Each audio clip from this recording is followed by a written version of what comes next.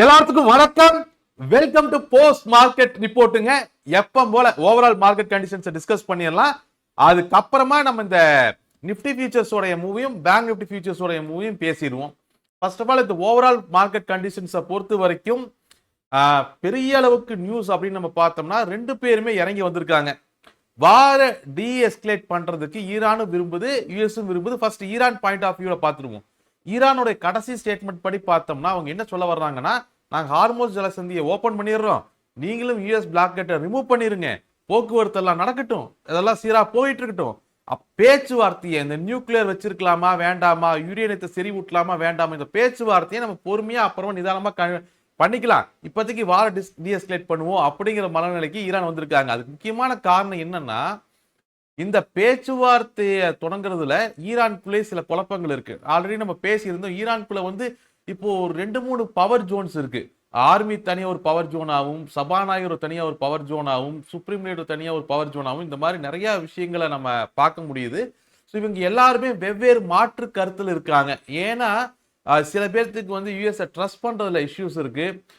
சில பேர்த்துக்கு வந்து இப்போதைக்கு வார டீஎஸ்கலேட் பண்ணிட்டு பொருளாதாரத்தை கான்சன்ட்ரேட் பண்ணலாங்கிற பார்வையும் இருக்கு. ஸோ இதெல்லாம் ஒரு லைனுக்கு அவங்க கொண்டு வந்து இதை சரி பண்றதுக்கு ஈரானுக்கே கொஞ்சம் டைம் தேவைப்படுது. ஸோ அதனால ஈரான் இப்போ என்ன பண்றாங்கன்னா, அது வரைக்கும் இதே டென்ஷன்ல பிளாக்கெட்லோட பொருளாதாரத்தை சீர்குலைச்சிட்டு அந்த மாதிரி இருக்க முடியாது. ஸோ அவங்க ஈரானுடைய ஆஃபர் எப்படி இருக்கு அப்படின்னு சொன்னா, எல்லாத்தையும் ரிமூவ் பண்ணு, ஓப்பன் பண்ணு, அவர் பொறுமையா பேசிக்குவோம், இப்போதைக்கு வார டீஎஸ்கலேட் பண்ணலாம் அப்படிங்கிற சூழ்நிலை இருக்காங்க. ட்ரம்பை பொறுத்த வரைக்கும் வந்து ஈரான் எப்போ வேணாலும் எங்களுக்கு ஃபோன் பண்ணி பேசிட்டோம் அப்படிங்கிற மாதிரி ஒரு ஸ்டேட்டஸ்ல தான் அவரும் இருக்காரு. ஃபோன்ல கான்வர்சேஷனை மூவ் பண்ணலாம் அப்படிங்கிற மாதிரி இருக்காரு. பட் ட்ரம்ப் வந்து இந்த பிரச்சனை இதே சூழ்நிலையில கன்டினியூ பண்றதுக்கு விரும்புறாரா அப்படிங்கிற ஒரு கேள்வியும் இருக்கு. அதுக்கு வென்ச்சுலா ஆயில் கூட எல்லாம் நீங்க இதை கம்பேர் பண்ணக்கூடாது. ஒருவேளை ஹார்மோஸ் ஜலசந்தி தொடர்ந்து பிரச்சனையாவே இருந்தால் மற்ற நாடுகளுக்கு வேற வாய்ப்பே இல்லாமல் அவங்க வென்சுலாயில வாங்க வேண்டிய கட்டாயத்துக்கு போவாங்க. அதனால ட்ரம்ப் இதை கன்டினியூ பண்ணுவாரா அப்படிங்கிற கேள்வி நீங்க கேட்கக்கூடாது. ஏன்னா அப்படி கேட்டோம்னா ட்ரம்ப் பதில் சொல்ல மாட்டேங்கிறார். ஸோ இப்போதைக்கு ட்ரம்ப்பை பொறுத்த வரைக்கும் அவரு நாங்கள் பிளாக்கெட் எல்லாம் நாங்கள் ரிமூவ் பண்றது, பேச்சுவார்த்தை நடக்கட்டும், பேச்சுவார்த்தைக்கு வரட்டும், பேசட்டும், அதுக்கப்புறம் ரிமூவ் பண்ற மாதிரியான ஸ்டேட்டஸ்ல தான் அவர் இருக்காரு. பார்க்கலாம். பேக் டு இந்த ட்ரம்ப் மேல நடந்த ஷூட்டிங் இன்சிடென்ட்டை பொறுத்த வரைக்கும் பங்கு சந்தை இது பெரிய விஷயமா எடுத்துக்கல. ஏன்னா அது வந்து அவுட்டர்ல நடக்குது. அதாவது இவங்க செக்யூரா இருந்து அந்த ஏரியாக்குள்ள நடக்க கிடையாது. இதனால எந்த விதமான டேமேஜும் பெரிய அளவில் ஏற்படல. ஒயிட் ஹவுஸோட பாதுகாப்பு மட்டும் ஒரு கேள்விக்குறியா இருக்கு அப்படிங்கிற நியூஸ் வந்திருக்கும். அதையும் அவங்க ஸ்ட்ராங் பண்றதுக்கு பாக்குறாங்க. ஸோ இதனால மார்க்கெட் பெரிய அளவு இம்பாக்ட் ஆகுமா அப்படின்னா அப்படி இல்லை. அது மார்க்கெட்டே மதிக்கல. அதனால நீங்க அதை விட்டுருங்க. அதை பத்தி நம்ம ஒரி பண்ணிக்க வேண்டிய அவசியம் கிடையாது. மற்றபடி இந்த வாரோட சினாரியோ ஓரளவுக்கு டீசெண்டா தான் இப்போ வரைக்கும் போயிட்டு இருக்கு. அதாவது டீசெண்டானா வார் இதை விட பெருசாகாது அப்படிங்கிற ஒரு ஹோப் இருக்கு. பட் அதே நேரத்துல க்ரூட் ஆயிலோட விலை ஒரு நாள் பெரிய அளவு சரிஞ்சிருமானா அது பெரிய கொஸ்டின் மார்க் தான். ஏன்னா இதெல்லாம் பேச்சா தான் இருக்கு. அடிச்சு காய்ச்சா தான் தெரியும். இன்னும் அதை அவங்க அடிச்சு காமிக்கவே இல்லை. ஓகே, ரெண்டு பேரும் அவங்களோட ஸ்டாண்டை ஓரளவுக்கு கிளியர் பண்ணியிருக்காங்க. அதுவுமே அந்த ரூட் கிளியர் பண்றதுக்கு 6 மாசம் ஆகுங்கிறாங்க.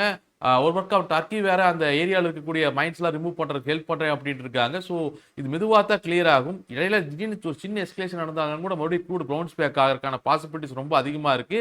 நம்மளோட ருப்பியுமே ஸ்டேபிளா அதே இடத்துல இருந்துட்டு இருக்குது, வீக்கா தான்.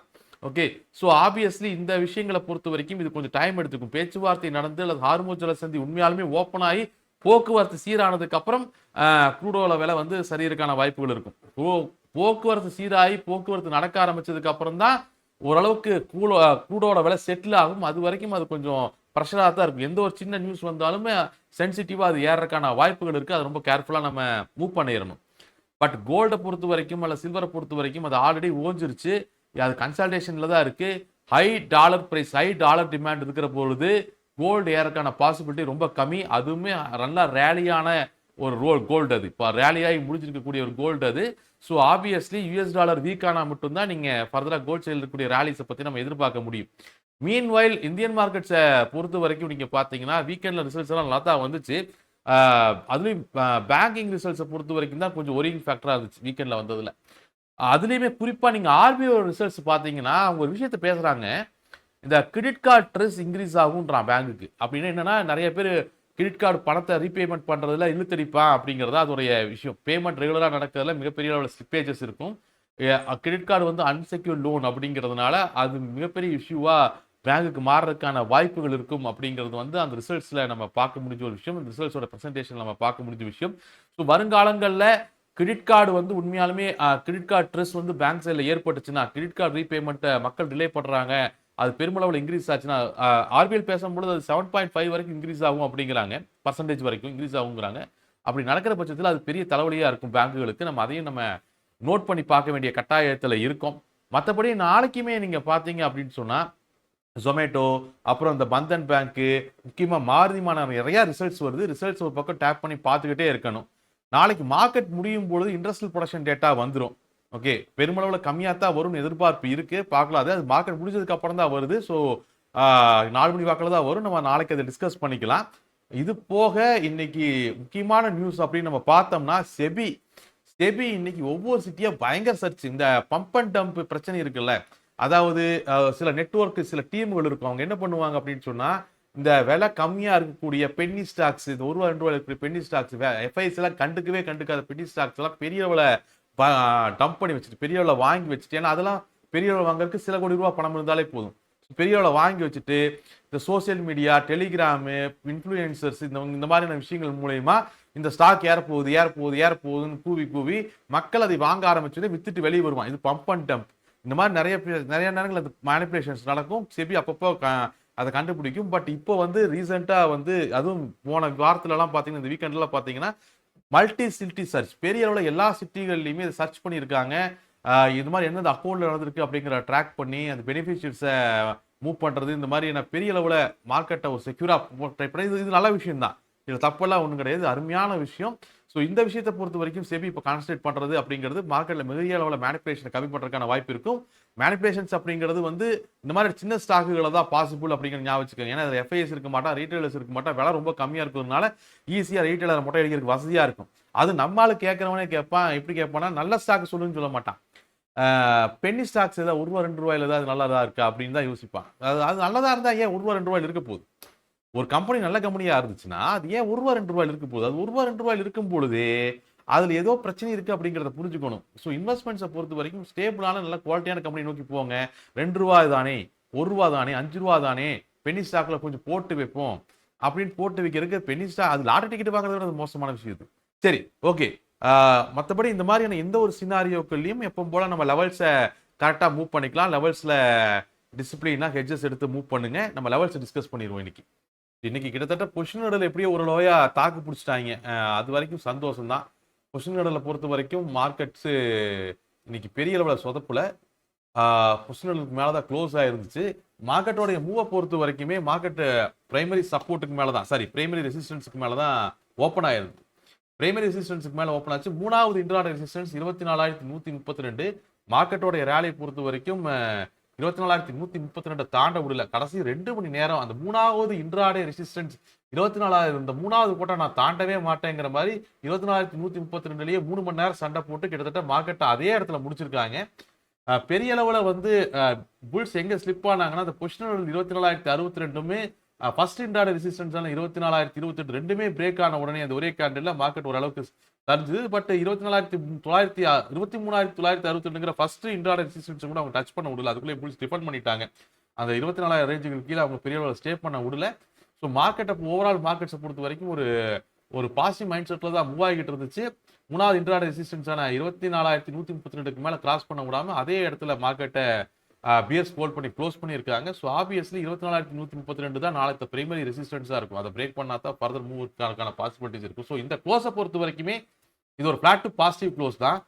இந்த க்ளோஸை பொறுத்த வரைக்கும் நாளைத்த மார்க்கெட்டினுடைய பிரைமரி ரெசிஸ்டன்ஸ் 24,132, பிரைமரி ரெசிஸ்டன்ஸுக்கு மேல மந்த்லி ரெசிஸ்டன்ஸ் வந்து 24,282, 24,332 அண்ட் அதுக்கு மேல பொசிஷனல் ஹடில் அப்படின்னு நம்ம பார்த்தோம் அப்படின்னு சொன்னோம்னா 24,588, 24,588 பொசிஷனல் ஹடில். அதுக்கு மேல இருக்கக்கூடிய மந்த்லி ரெசிஸ்டன்ஸ் அப்படின்னு நம்ம எடுத்துட்டோம்னா அது 24,758 அடுத்த மந்த்லி ரெசிஸ்டன்ஸ். பிரைமரி சப்போர்ட் வந்து 24,062 பிரைமரி சப்போர்ட், அதுதான் பொசிஷனல் ஹடிலும் கூட. 24,062 தான் பொசிஷனல் ஹடில், இந்த பிரைமரி சப்போர்ட். அதுக்கு கீழே ஓப்பன் ஆகும் பொழுது தான் பிரைமரி சப்போர்ட் அவங்க பிரேக் பண்ணி ஓப்பன் பண்றோம். ஸோ அதுக்கு கீழே அடுத்த மந்த்லி சப்போர்ட்ஸ்னு பார்த்தோம்னா 23,818, 23,772 இதெல்லாம் மந்த்லி சப்போர்ட்ஸ். அதுக்கு கீழே ஹடில் 23,562, அதுக்கு கீழே இருக்கக்கூடிய மந்த்லி சப்போர்ட் வந்து 23,338. அண்ட் இன்ட்ராடே ரெசிஸ்டன்ஸை பொறுத்த வரைக்கும் 162, 232, 24,358. அதே மாதிரி இன்ட்ராடே சப்போர்ட்ஸை பொறுத்த வரைக்கும் 24,028, 23,958 அண்ட் 23,932. இதெல்லாம் இன்ட்ராடே சப்போர்ட்ஸா இருக்கும். ஓஏ ஸ்டேட்டஸை பொறுத்த வரைக்கும் இன்னுமே டிஃபென்ஸ் வந்து ரெண்டு பக்கமே ஸ்ட்ராங்கா தான் இருக்கு. நாளைக்கு எக்ஸ்பிரி, அதனால இவங்க ரிஸ்க் எடுக்கிறது சிரமம். ஸோ எக்ஸ்பிரிங்கிறதுனால ரெண்டு பக்கம் டிஃபென்ஸை மட்டும் வச்சுக்கிட்டு அட்டாக் பொசிஷன்ஸை ஃபுல்லாக கழிச்சு கவர் பண்ணியிருக்காங்க. எதுவும் நடக்கலாம், எப்பவும் நடக்கலாங்கிற மாதிரி. ஸோ நீங்களும் அதே அளவுக்கு ஜாக்கிரதையாக இருப்பீங்கன்னு நினைக்கிறேன். ஏன்னா நீங்கள் பாருங்க, அட்டாக் பொசிஷன்ஸை ரெண்டு பேரும் கவர் பண்ணி வச்சிருக்காங்க. ரெண்டு பேருமே டிஃபென்ஸை தான் மூவ் பண்ணுறான். அது நிஃப்டிலையும் சரி, பேங்க் நிஃப்டிலையும் சரி. ஓகே, முதல்ல நிஃப்டி பேசிடுவோம் நம்ம. ஓகே, நிஃப்டியை பொறுத்த வரைக்கும் நிஃப்டியில் ரொம்ப டீட்டெயிலாக நம்ம மூவ் பண்ணோம் அப்படின்னு சொன்னோம்னா, எது வரைக்கும் புல்ஸ் டிஃபென்ஸை மெயின்டைன் பண்ணுறாங்க அப்படின்னு நம்ம பார்த்தாலும், புல்ஸை பொறுத்த வரைக்கும் அவங்களோட டிஃபென்ஸ் வந்து ஆல்மோஸ்ட் 24,200 ரேஞ்சுகள் வரைக்குமே டிஃபென்ஸ் இருக்கு. அது கீழே அட்டாக் பொசிஷன்ஸை கவர் பண்ணிட்டாங்க. அவங்களோட ஹெவியஸ்ட் டிஃபென்ஸ் வந்து 24,100 முடிஞ்சிருச்சு. ஹெவியஸ்ட் டிஃபென்ஸ் அது கீழே சிங்கிள் டிஜிட் தான். 24,100 அப்படிங்கிறது 24,100 அல்லது 24,050ங்கிறது அந்த 24,062ங்கிற பொசிஷன் இருக்குல்ல, அதை குறிக்குது. அந்த வேல்யூவை டிஃபெண்ட் பண்றதுக்கு தான் புல்ஸ் ட்ரை பண்றாங்க. ஏன்னா அது வரைக்கும் அவங்களோட ஹெவியஸ்ட் டிஃபென்ஸ் ஸ்ட்ராங்கா இருக்கிறத நம்ம பார்க்க முடியுது. அதுக்கு கீழே அவங்களோட டிஃபென்ஸ் வந்து சிங்கிள் டிஜிட்டுக்கு மாறிடுது. அட்டாக் பொசிஷன் சுத்தமா கிடையாது. ஸோ இப்போதைக்கு புல்ஸோடைய பாயிண்ட் ஆஃப் வியூவில் 24,062ங்கிற பொசிஷனோட டிஃபெண்ட் பண்றதுக்கு அவங்க ட்ரை பண்றாங்க. பியர்ஸோடைய டிஃபென்ஸ் பொசிஷன்ஸ் அப்படின்னு நம்ம பார்த்தோம் அப்படின்னு சொன்னோம்னா, அவங்களோட டிஃபென்ஸ் பொசிஷன் கொஞ்சம் சுவாரஸ்யமாக தான் இருக்கு. ஏன்னா அவங்களோட டிஃபென்ஸ் பொசிஷன் நீங்க ஓவராலாக கணக்கெடுத்து பார்த்தீங்கன்னா 35 இங்கே ஒரு ஹெவி பொசிஷன் இருக்கா, அதுக்கப்புறம் 300 ரேஞ்சுகள் ஒரு ஹெவி பொசிஷன் இருக்கா. ஆக்சுவலாக இது வந்து 24,100ங்கிறது அந்த 62 குறிக்குது. அதே மாதிரி 24,300 அப்படிங்கிறது 24,282ங்கிறது மந்த்லி ரெசிஸ்டன்ஸை குறிக்குது. கீ வேல்யூக்களை மட்டும் டிஃபென்ஸ் கொஞ்சம் ஸ்ட்ராங்காக மெயின்டைன் பண்ணுறாங்க. மற்றபடி எல்லாம் கவர் பண்ணியிருக்காங்க. ஸோ இதுதான் பியர்ஸோடைய ஸ்டாண்டு. பட் இது இப்போ இருக்கக்கூடிய ஒரு சூழ்நிலை தான். மறுபடியும் இது நாளைக்கு மாறக்கூடும். ஓப்பன் பொசிஷன்ஸை ஓப்பன் ஆனதுக்கப்புறம் ஓப்பன் இன்ட்ரெஸ்ட்டை மறுபடியும் ஒரு தடவை செக் பண்ணுங்க. அது ரொம்ப முக்கியம். ஓகே, பேங்க் நிஃப்டியை பொறுத்த வரைக்கும் ஸ்விங்கோட ஸ்டார்டிங் பாயிண்ட் ஆக்சுவலாக பிரைமரி சப்போர்ட்டை பிரேக் பண்ணி அடுத்த சிங்கு கொண்டு போய் ட்ரை பண்ணாங்க. பட் கன்சால்டேஷன் ஜோன் அடுத்த சிங்கு ஸ்டார்டிங் பாயிண்ட் வரைக்கும் போக முடியல. புல்ஸ் அங்கேயே டிஃபெண்ட் பண்ணிட்டாங்க. அடுத்த கரண்ட் சிங்கோட ஸ்டார்டிங் பாயிண்ட் 56,212க்கு மேலே மார்க்கெட்டை ஹோல்ட் பண்ணியிருக்காங்க. ஸோ அடுத்த புல் சிங்குக்குள்ளே தான் நம்ம இருக்க. பேங்க் நிஃப்டியை பொறுத்த வரைக்கும் க்ளோஸுமே ஒரு நியூட்ரலான ஒரு க்ளோஸ் தான். இதை பொறுத்த வரைக்கும் பேங்க் நிஃப்டியோட க்ளோஸை பொறுத்த வரைக்கும் நாளத்த மார்க்கெட்டினுடைய primary resistance 56,432, primary support 56,362. Primary சப்போர்ட்டுக்கு மேலே அடுத்த இன்ட்ராடே பிரைமரி ரெசிஸ்டன்ஸுக்கு மேலே அடுத்த இன்ட்ராடே ரெசிஸ்டன்ஸ் 56,772, 57,132, 57,758. பிரைமரி சப்போர்ட்டான 56,362 கீழே மந்த்லி சப்போர்ட்ஸ் 56,158, 55,882, 55,332. பேங்க் நிஃப்டியோடது நம்ம அப்படியே பேசணும். பேங்க் நிஃப்டியை பொறுத்த வரைக்குமே அங்கேயே டிஃபென்ஸ் மட்டும்தான் இருக்கு. அட்டாக் எல்லாம் எல்லா பக்கம் கவர்டு. ரெண்டு பக்கம் டிஃபென்ஸ் மட்டும் தான் மெயின்டைன் பண்றாங்க. நாளைக்கு பேங்க் நிஃப்டிக்கு எக்ஸ்பிரி இல்லையா, அவங்களுக்கும் வலிக்குமா இல்லையா? ஸோ ஆப்வியஸ்லி டிஃபென்ஸ் தான் ஓப்பன் இன்ட்ரெஸ்ட்ல இருக்கு. ஸோ மார்க்கெட்டை பொறுத்த வரைக்கும் இப்போதைக்கு அவங்களோட பொசிஷன்ஸை டிஃபெண்ட் பண்றதுக்கு தான் முயற்சி பண்றாங்க. நீங்களும் உங்களோட பொசிஷன்ஸை சேஃபாக ஹேண்டில் பண்ணுங்க, ஹெட்ஜஸ் எடுத்து ஹேண்டில் பண்ணுங்க. நம்ம மறுபடியும் நாளத்த போஸ்ட் மார்க்கெட் ரிப்போர்ட்ல டீட்டெயிலாக டிஸ்கஸ் பண்ணலாம். Results, industrial production data, values, hedges இதெல்லாம் ஞாபகம் வச்சு மூவ் பண்ணிக்கோங்க. Thank you every one guys. Thank you very much.